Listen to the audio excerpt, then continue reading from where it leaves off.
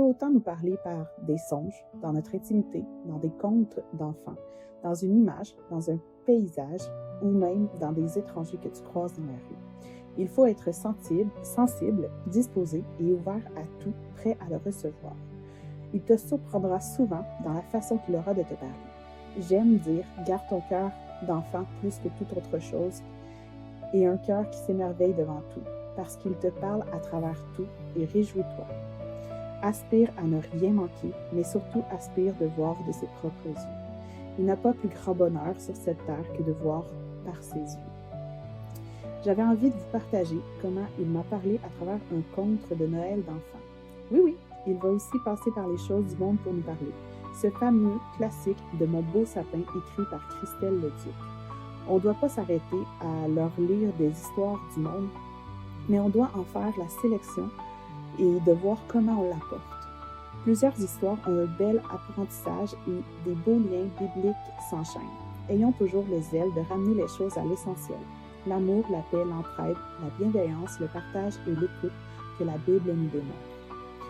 Donc, en résumé, c'est l'histoire d'un petit sapin minuscule, triste, déprimé, qui était épuisé d'entendre les autres sapins de la forêt rire de lui et se moquer méchamment de lui. Parce qu'eux étaient beaux et grands, et lui n'arrivait pas à grandir.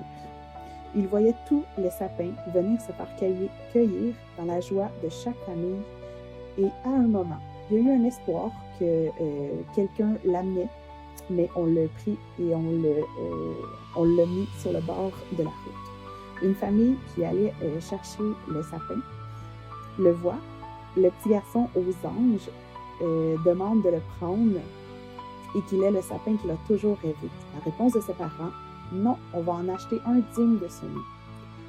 Ne trouvant plus rien, il retourne le chercher en se disant « Vaut mieux un petit sapin ridicule que rien du tout ».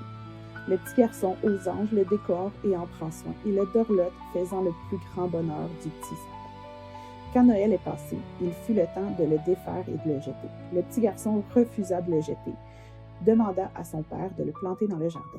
Son père, voulant faire plaisir à son fils, le fait, mais ne lui dit pas qu'il ne croit pas que le sapin va grandir. Le garçon, complètement en amour avec son sapin, lui apporta tous les soins nécessaires et lui chanta des chansons pour l'encourager à grandir, ce qui amena le sapin à grandir, s'embellir, devenant robuste et magnifique. Ses parents n'en croyaient pas leurs yeux. Il n'a pas osé le couper le Noël suivant. Il le décora dehors afin que tous puissent en bénéficier. Le sapin n'aura jamais pensé